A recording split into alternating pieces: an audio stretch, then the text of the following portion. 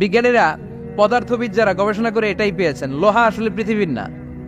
লোহা পৃথিবীতে উৎপাদন করা হয় নাই। লোহার একটা অণু তৈরি করার মতো ক্ষমতা পৃথিবীর নাই। ইভেন এই সৌরজগতের কোনো কিছু নাই, সূর্যের তাপেও লোহা তৈরি হতে পারে।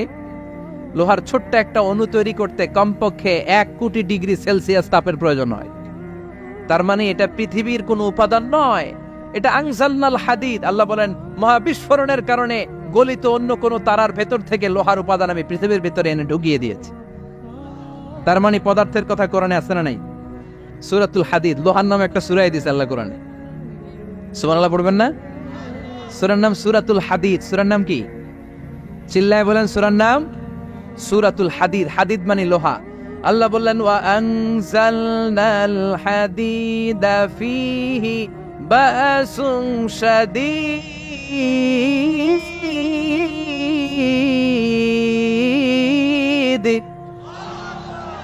ওয়া আনজালনাল হাদিদ ফীহি বাসুন শাদীদ। আমি লোহা নাজিল করলাম আর লোহার ভেতরে আমি ভয়ঙ্কর শক্তি ঢুকাইয়া দিলাম। সুবহানাল্লাহ।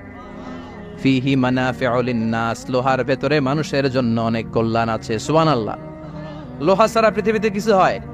আংটি বানাতে লোহার দরকার আছে না নাই? ঘড়ি বানাতে, গাড়ি বানাতে, বাড়ি বানাতে, মোবাইল বানাতে, হেলিকপ্টার, প্লেন, রকেট, মাইকের স্ট্যান্ড। সুবহানাল্লাহ।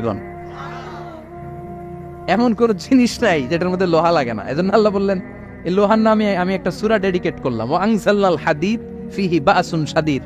আমি লোহাকে নাজিল করেছি। আল্লাহ বলেছেন, খেয়াল করে শব্দটা শুনেন, ওয়া আনজালনাল হাদিদ, আমি লোহাকে উপর থেকে নাজিল করেছি। কি করেছি? কথা বলেন। তার মানে লোহা পৃথিবীতে ছিল না, নাজিল করছে কে? লোহা পৃথিবীতে ছিল?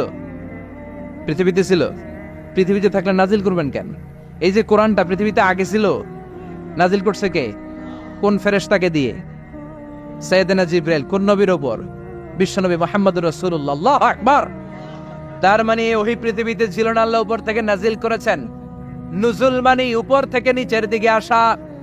এই নুজুল শব্দ ব্যবহার করে আল্লাহ বললেন, ওয়া আনজালনাল হাদিদ, লোহাকে আমি নাজিল করেছি। তার মানে লোহা পৃথিবীর উপাদান নয়, লোহা এসেছে উপর থেকে। কোন সুবহানাল্লাহ। এরপরে বায়োলজির কথা আছে না নাই? বায়োলজিক্যাল অ্যাসপেক্ট অফ মাউন্টেন্স, কেমন করে পাহাড়ি রেঞ্জ তৈরি হলো, আছে না নাই? ওয়াজআলনাল জিবালা আওতাদা, পাহাড়কে আমি পেরেক মেরে দিয়েছি। ওমিয়া কাঠের ভেতরে যখন পেরেক মারেন, পেরেকের বেশিরভাগ অংশ কাঠের ভেতরে ঢুকে যায়, উপরে দেখা যায় সামান্য, ঠিক কিনা? তো লোহা যদি আল্লাহ পেরেক মারেন, উপরে যা দেখা যায় এটা সামান্য, আসল পাহাড় তো মাটির নিচে। সুবহানাল্লাহ কইবেন না? আসল পাহাড় কোথায়?